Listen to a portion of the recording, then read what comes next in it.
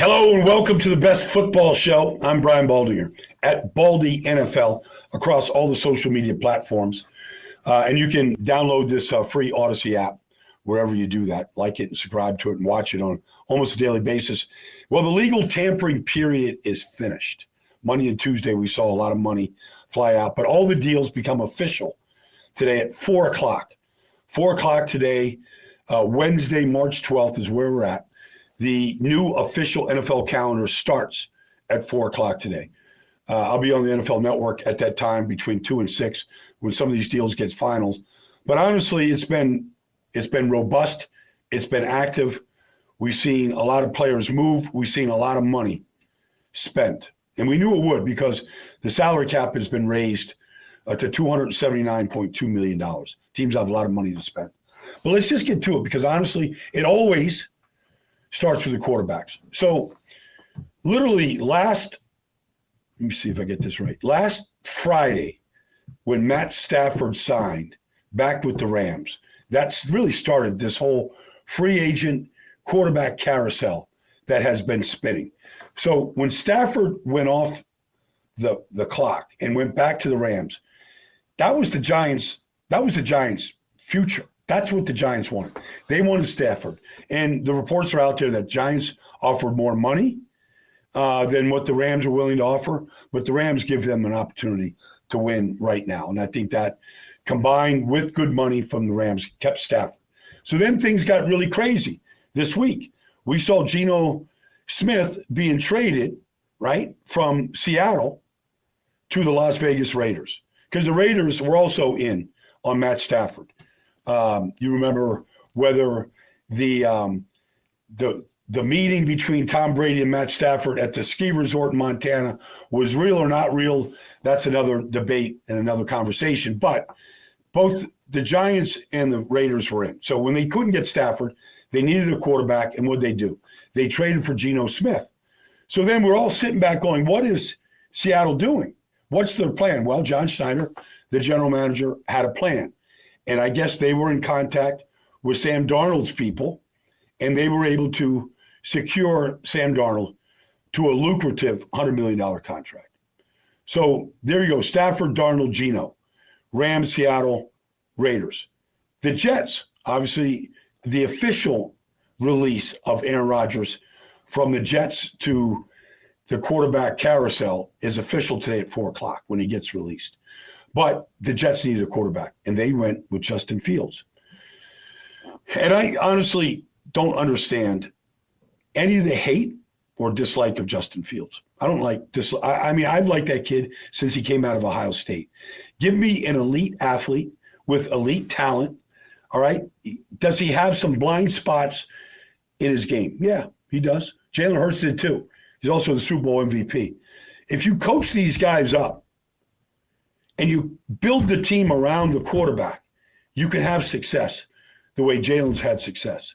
And I'm not saying Justin Fields is Jalen Hurts, but he's close. Athletic ability is definitely there. Arm strength, he's there. Playmaking ability is there. I think the Jets made a good move. I'm anxious to see what Justin Fields does. Because I'll tell you this. Aaron Glenn signed off on this. Aaron Glenn was defense coordinator of Detroit over the last 3 seasons, for the most part. And he had to defend Justin Fields on 5 different occasions over 3 years. I'm telling you, he gave him fits. I mean, you watch that game in Chicago a couple years ago, 2022, when he ran for 150, 67 yards, just gutted Detroit's defense. You watch some of the throws that he made. They lost that game 31-30. Justin Fields was awesome. So I think Aaron Glenn knows a little bit about defending him. So Justin Fields to the Jets. Jimmy Garoppolo from the Raiders back to the Rams to be the backup for Matt Stafford. And then Daniel Jones, who was flat out released by the Giants this year, picked up by Minnesota, had a chance the last 6 weeks in Minnesota to see how things were done. Didn't play. Practiced, was on the sidelines during games. I saw him up in Minnesota before one of the games. Came up, talked to him, and he looked happy. And honestly, before we get to Aaron Rodgers and Russell Wilson and what's out there, like there is presently in this league, there's quarterback rehab going on.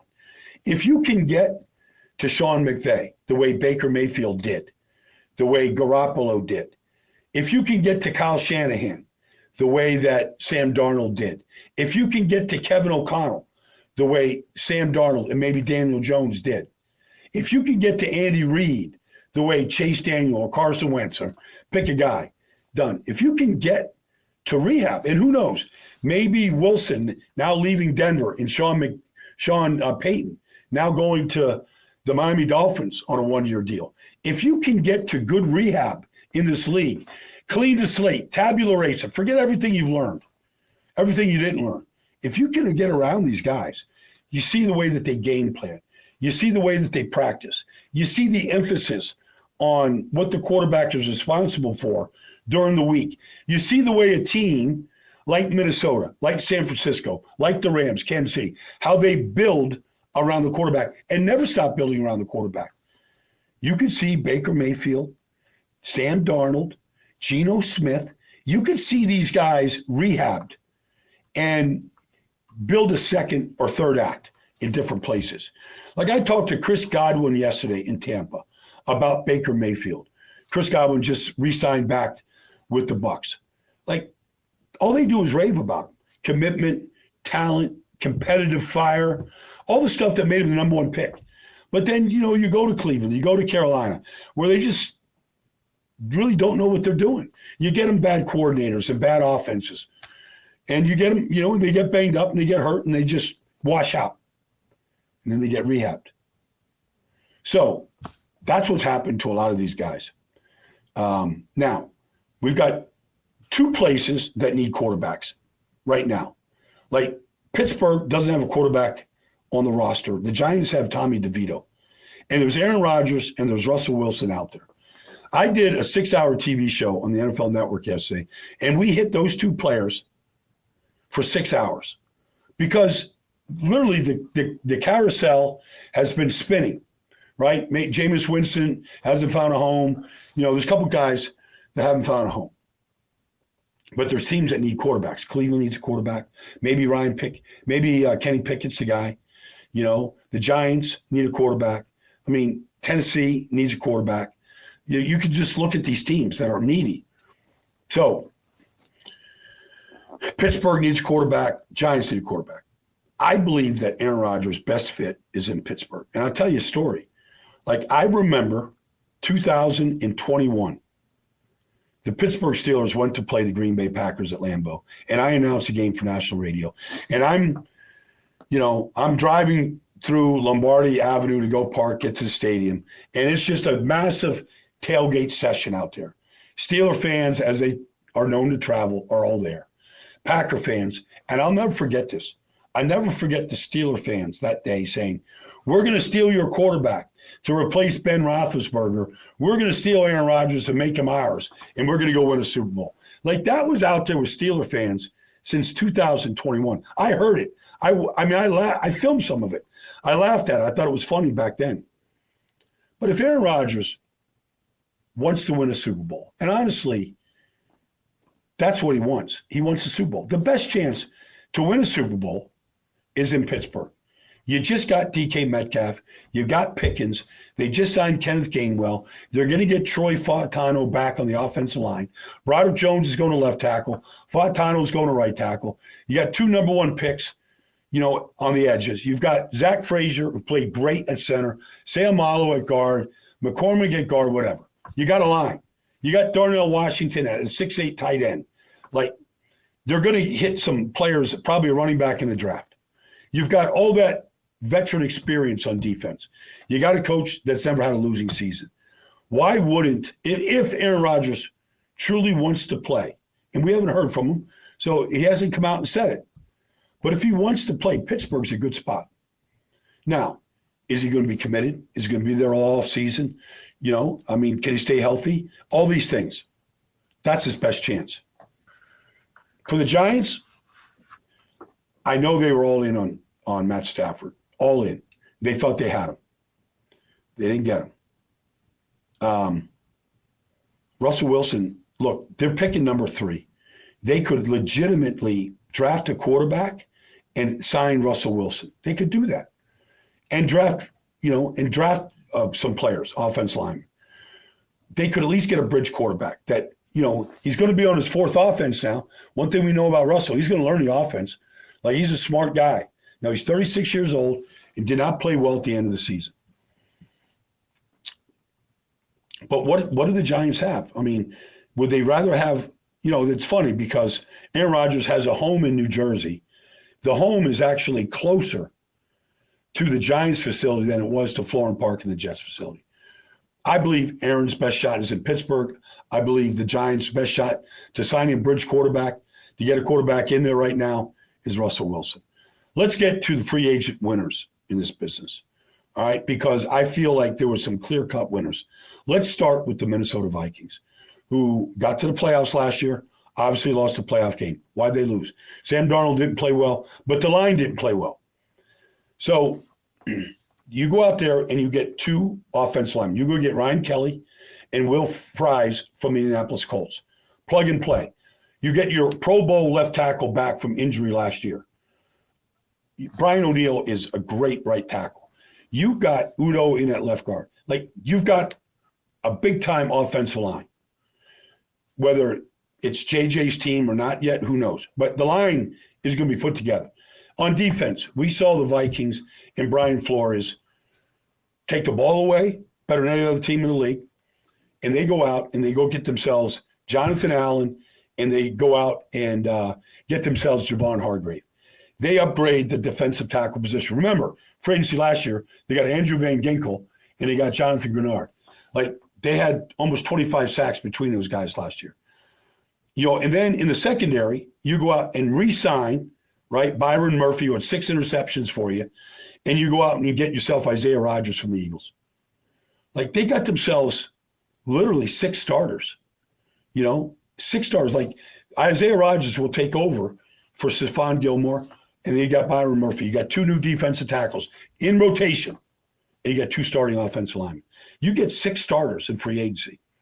I mean, that team in a tough division, if J.J. McCarthy can play, you get Aaron Jones back, you get all those receivers back, you get that championship level takeaway defense, Minnesota's ready. All right, second team, I thought that won in free agency was Chicago Bears. You remember when Kansas City lost to the Tampa Bay Buccaneers in that Tom Brady game, where literally Patrick Mahomes was running for his life. And Kansas City said, that's it. We're going to protect our quarterback. And they went out and they got Joe Thuney in free agency, and they drafted Trey Smith from Tennessee, and they drafted a great center. And they fixed their offensive line in one offseason. Well, Chicago saw Caleb Williams sacked 68 times last year, the most in the league, and running for his life. Some of it was Caleb's fault. I'm not going to say that it was all the line.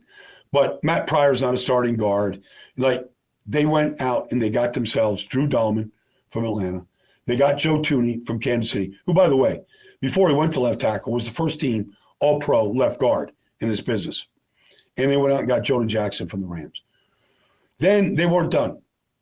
Somehow Grady Jackson has still got a lot left in the tank because he's still a great player. He can penetrate. He's good against the run. Like, he plays a high volume of players. They get him and they get Dayo Odeyingbo from the Indianapolis Colts.